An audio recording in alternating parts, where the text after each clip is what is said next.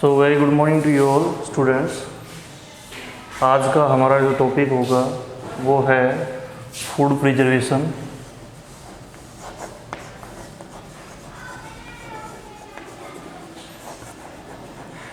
Method.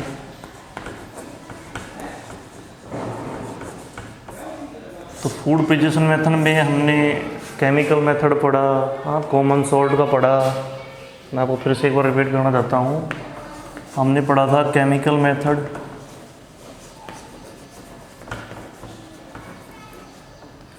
इसके बाद हमने पढ़ा कॉमन सॉल्ट यूज़ करके,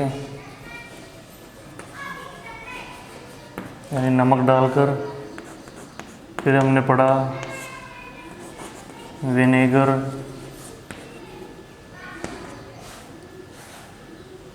और साथ में ऑयल, विनेगर एंड ऑयल। ये मेथड हमने पढ़ लिया है।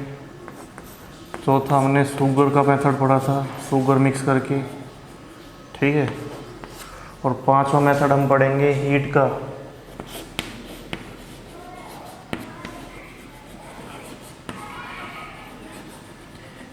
Heating and cooling, you can say heating and cooling method. ये आज हम पढ़ने जा रहे हैं, हीटिंग एंड कूलिंग मेथड। ये चार मेथड हमने पढ़े थे। इसमें मैंने आपको बताया था केमिकल के लिए सोडियम मेटाबाइसल्फेट था एक तो, और सोडियम बेंजोएट। कुछ केमिकल्स हैं ऐसे जो हम डाल के वेजिटेबल वगैरह को प्रोटेक्ट कर सकते हैं, यानी अपने फूड को कंजर्व कर सकते हैं। कॉमन सॉल्ट मैंने आपको बताया था कि अगर वेजिटेबल्स, राइप वेजिटेबल्स है, उसमें नमक ज़्यादा डाला जाएगा तो वो प्रिजर्व रहेगी लॉन्ग पीरियड के लिए। इसके अलावा मैंने आपको बताया था कि पिकल के अंदर भी क्या यूज़ किया जाए, नमक ज़्यादा यूज़ किया जाता है, आपने देखा होगा। वो उसको लॉन्ग टर्म या लॉन्ग पीरियड तक के लिए सेव करने के लिए होता है। विनेगर एंड ऑयल, इससे हम ग्रीन वेजिटेबल्स को प्रोटेक्ट कर सकते हैं। ऑयल आपको पता है पिकल में यूज़ करते हैं जितना ज़्यादा।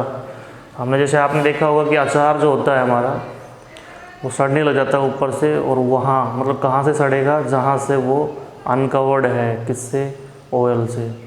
अगर मान लो पूरा का पूरा जो अचार है हमारा पिकल, वो डूबा हुआ है किसमें, ऑयल में, तो वो सड़ेगा नहीं, क्योंकि ऑयल जो है उसके ग्रोथ को रोकता है। किसकी ग्रोथ को, माइक्रो जो ऑर्गेनिजम्स हैं उनकी ग्रोथ को रोकता है, तो उसे सड़ने से बचाता है, ठीक है।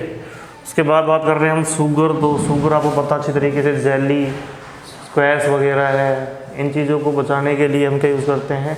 अगर आप उसमें ज़्यादा शुगर डाल दोगे तो वो प्रोटेक्ट रहेगी, ठीक है, लॉन्ग पीरियड के लिए। उसके बाद बात करते हैं अपन हीटिंग एंड कूलिंग मेथड। तो मैं आपको हीटिंग के लिए बताना चाहता हूँ। तो हीटिंग में आप अच्छी तरीके से जानते हो कि भाई हम बॉईल करें किसी चीज़ को, तो बॉईल करते हैं तो जो उसके जम्स वगैरह हैं, बैक्टीरिया हैं जो उसके अंदर हैं, वो डेड हो जाएंगे। दीज विल बी डेड, मर जाएंगे, ठीक है।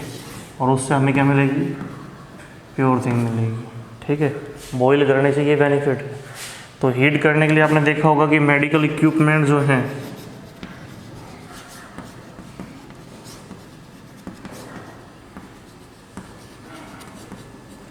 इनको गर्म पानी के अंदर डाल के, ठीक है, और पानी को और ज़्यादा उबाला जाता है, जिससे उनके ऊपर जो जम्स होंगे वो मर जाएंगे। और इस प्रोसेस को अपन स्टेरिलाइजेशन बोलते हैं। क्या बोलते हैं, sterilisation.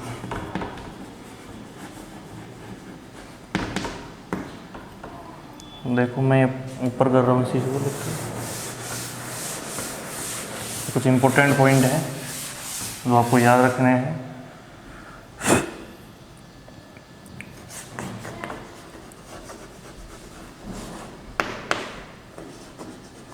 Heating and cooling method.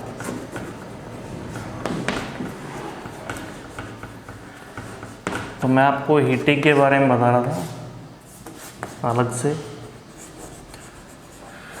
तो हीटिंग में मैंने आपको बताया स्टेरिलाइजेशन प्रोसेस के बारे में, कि ये एक प्रोसेस है जिसके द्वारा मतलब इसमें क्या होता है कि जम्स को गर्म पानी के द्वारा क्या किया जाता है, डिस्ट्रॉय किया जाता है। मतलब a process in which bacteria और जम्स या medical equipments are boiled in water to kill the germs. मैं लिख देता हूँ यहाँ पे, a process in which equipments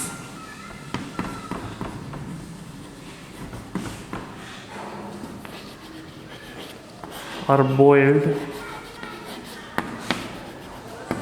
in water to kill the germs। और ये इक्विपमेंट कौन से होंगे? Medical equipments. तो मेडिकल इक्विपमेंट्स ही क्यों लिया है? क्योंकि आपने देखा होगा कि भाई मान लो जैसे किसी का ऑपरेशन वगैरह हुआ है तो उसमें जो इक्विपमेंट यूज़ में आएंगे ऑपरेशन के दौरान, तो उस पर आपको पता है ब्लड वगैरह लग जाएगा। ब्लड से क्या होगा? उसमें बैक्टीरिया जनरेट होंगे और उन बैक्टीरिया को हमें डिस्ट्रॉय ज़रूर करना चाहिए। तो उसके लिए हम उसको क्या करते हैं, गर्म पानी के अंदर डाल देते हैं, उसको उबाला जाता है पानी को ज़्यादा से ज़्यादा। उससे क्या होता है, वो बैक्टीरिया फ्री हो जाते हैं। ठीक है, इस प्रोसेस को अपन स्टेरिलाइजेशन बोलते हैं। इसके अलावा फूड के लिए भी हम इसको यूज़ करते हैं। अब फूड के लिए देखो कैसे, एक प्रोसेस आपने सुनी होगी, पास्चुराइजेशन।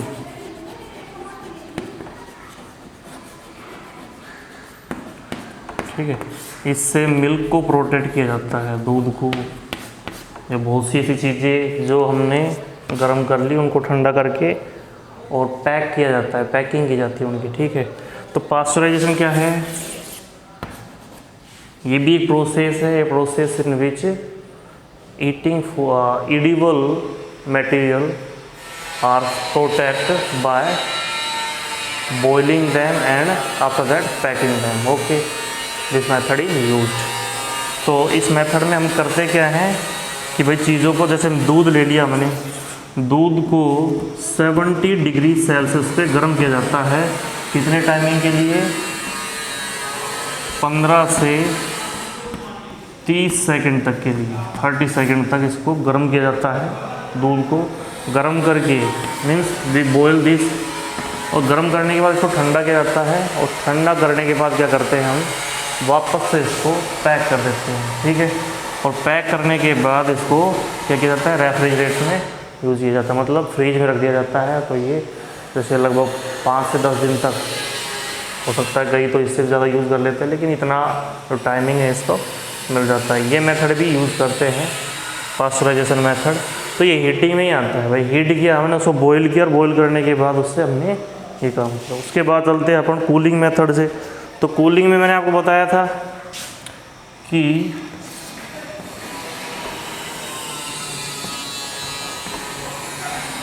रेफ्रिजरेटर तुम जानते हो अच्छी तरीके से। भाई इसमें क्या करते हैं, इसमें देखो टेम्परेचर कम रहेगा।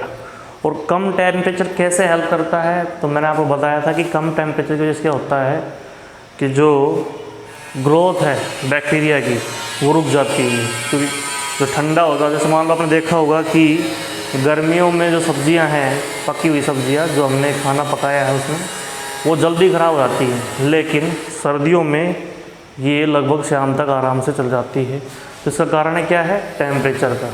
ठीक है, टेम्परेचर ही एक रीज़न है कि सर्दियों में ठंडा टेम्परेचर होता है, कम टेम्परेचर इसको अपन बोलेंगे, और गर्मियों में टेम्परेचर ज़्यादा होता है, इस वजह से ख़राब हो जाता है। तो इसलिए रेफ्रिजरेटर की अपन हेल्प लेते हैं। इसमें अपन पकी हुई सब्जियां अगर रख देते हैं तो उसके बाद वो अपने को मतलब लास्ट नाइट तक अपन उसको यूज़ कर सकते हैं। इसमें जो ग्रोथ होती है बैक्टीरिया की वो रुक जाती है। ठीक है, तो ये मेथड था हमारा फूड प्रिजर्वेशन के लिए। इसके बाद अपन बात करते हैं, नेक्स्ट है स्टोरेज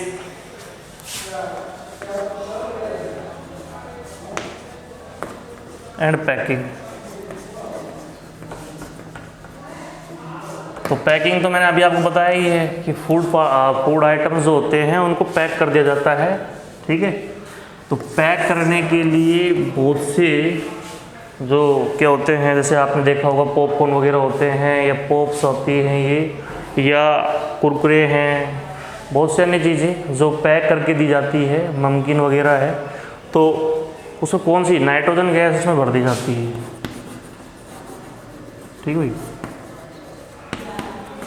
ये गैस जो है ये प्रोटेक्ट करती है, रोकती है किसको, उस फूड को ख़राब होने से।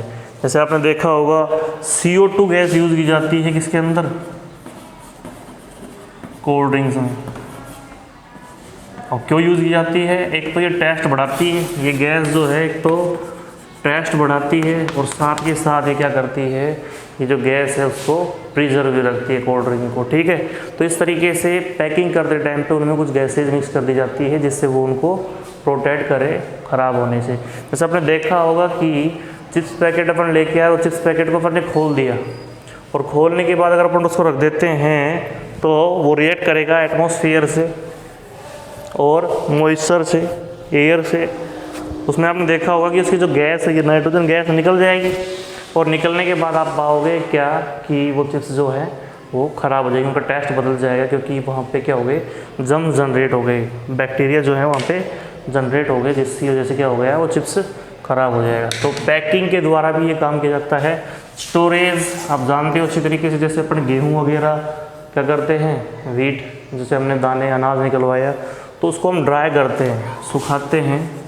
हमने लास्ट पिछले चैप्टर में पढ़ा भी था ये, सनलाइट के अंदर सुखाते हैं। क्यों? क्योंकि जो अनाज हमने निकलवाया है उसके अंदर नमी है, मॉइस्चर है, ठीक है। अब इस मॉइस्चर को दूर करना है तो उसको सुखाना ज़रूरी है और सुखाने के बाद उसको फिर वापस से भरा जाता है, जो हमारे जूट बैग्स होते हैं या किसी टैंकी वगैरह के अंदर उसको भर दिया जाता है जिससे वो प्रोटेक्ट रहे। उसके साथ साथ उसमें क्या किया जाता है, नीम लीव्स जो होती हैं वो डाल दी जाती हैं या कोई दवाई है केमिकल वगैरह जिससे वो अंदर फंगस वगैरह से बच के रहे, उस चीज़ के लिए किया जाता है, ठीक है। इसके बाद ये हमारे जो मेथड्स हैं फूड प्रिजर्वेशन के कंप्लीट हो चुके हैं।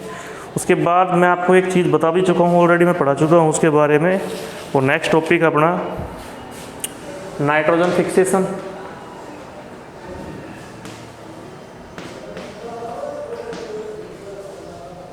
तो नाइट्रोजन फिक्सेशन के बारे में मैं आपको बता चुका हूँ। उसमें होता क्या है कि जो एटमॉस्फेयर की नाइट्रोजन है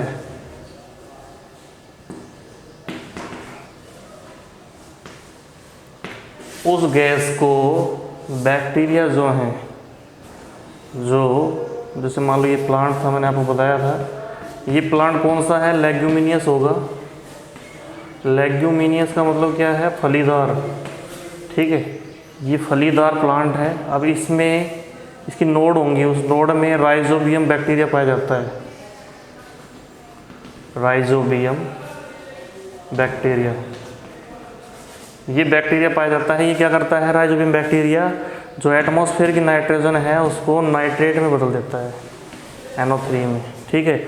अब नाइट्रेट में बदल देता है तो इसको अपन जो प्लांट्स है वो ग्रोथ में काम में ले लेते हैं। मतलब हर चीज़ का एक बेनिफिट है, तभी तो उस चीज़ के, जैसे मान लो अब प्लांट्स के लिए नाइट्रोजन का बहुत ज़्यादा यूज़ है, इसलिए अपन यूरिया वगैरह डालते हैं जिससे नाइट्रोजन उसको प्राप्त हो सके, ठीक है।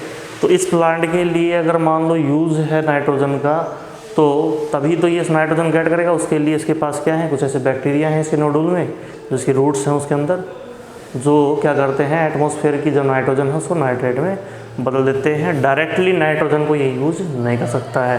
तो नाइट्रोजन, एटमॉस्फेरिक नाइट्रोजन को नाइट्रेट में बदलने की जो प्रोसेस है उसी को अपन नाइट्रोजन फिक्सेशन बोलते हैं, ठीक है। और ये जो बैक्टीरिया फिक्स करते हैं इसको नाइट्रोजन फिक्सर बैक्टीरिया बोलते हैं, ठीक है। उसके बाद है अगला टॉपिक अपना नाइट्रोजन साइकिल। ये लास्ट टॉपिक है इस चैप्टर का, तो उसके बाद ये चैप्टर कंप्लीट हो चुका है। नेक्स्ट है नाइट्रोजन साइकिल, ठीक है। नाइट्रोजन साइकिल में क्या होता है कि जो एटमॉस्फेयर की, ये ATM का मतलब मैंने क्या लिख दिया है, एटमॉस्फेयर की जो नाइट्रोजन गैस है,